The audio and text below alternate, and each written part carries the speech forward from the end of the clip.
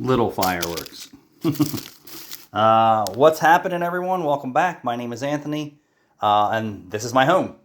So I ordered a mini radiator for my Monte Carlo, and let me tell you what I'm going to do. So there really isn't any room for between the AC condenser, the air-to-water cooler, the radiator, the turbo. So the front of the vehicle is really sandwiched together.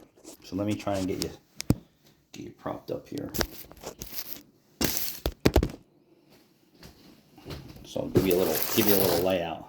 The front of the car, the grill, AC air to water's under here.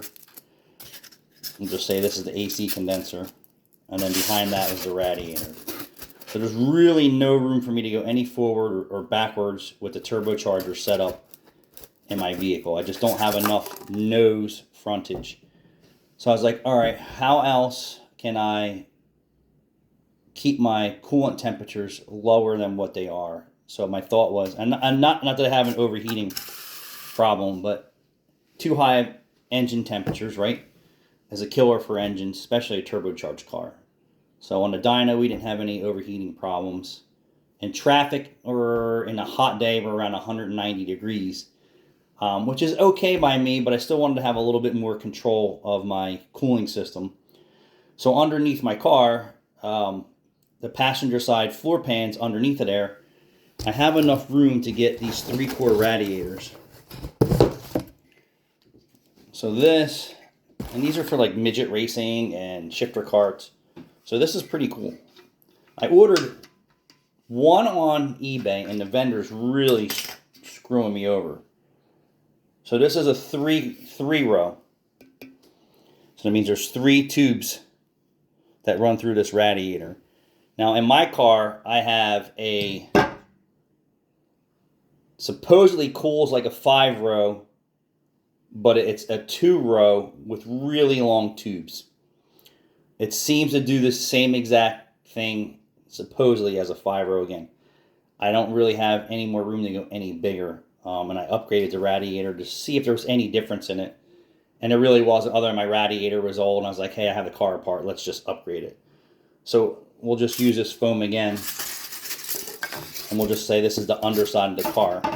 And then we're going to say this is the driver's side floor pan and the passenger side floor pan, just for visuals. On the passenger side floor pan, what I plan to do is mount this underneath the car, and I'm going to make a custom fan shroud and a fan.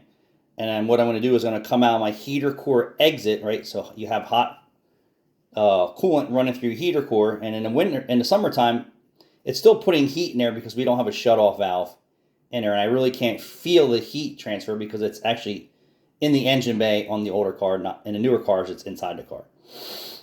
So what I was going to do is come out of the outlet of the heater core, take this 5/8 tube, and then we're going to run coolant through here.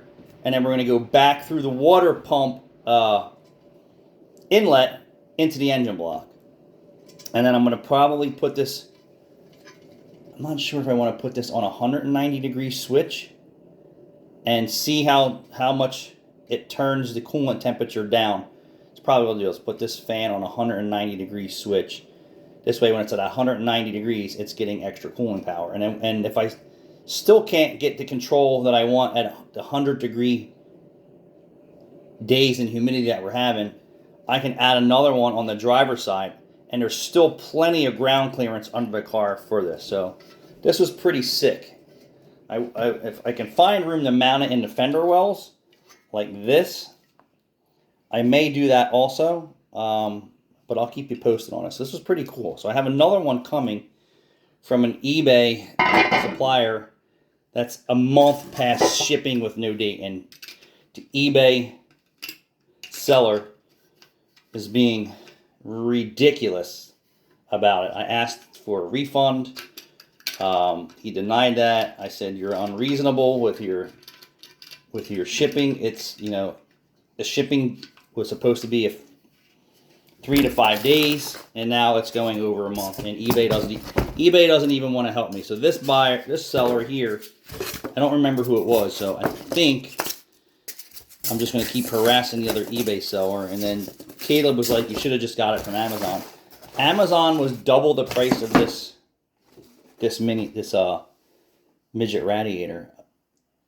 This was $59, and Amazon was $100 and something. So I'll keep you posted on that. I still haven't swapped in the ECU yet. I wanted to wait for the temperatures to get cooler.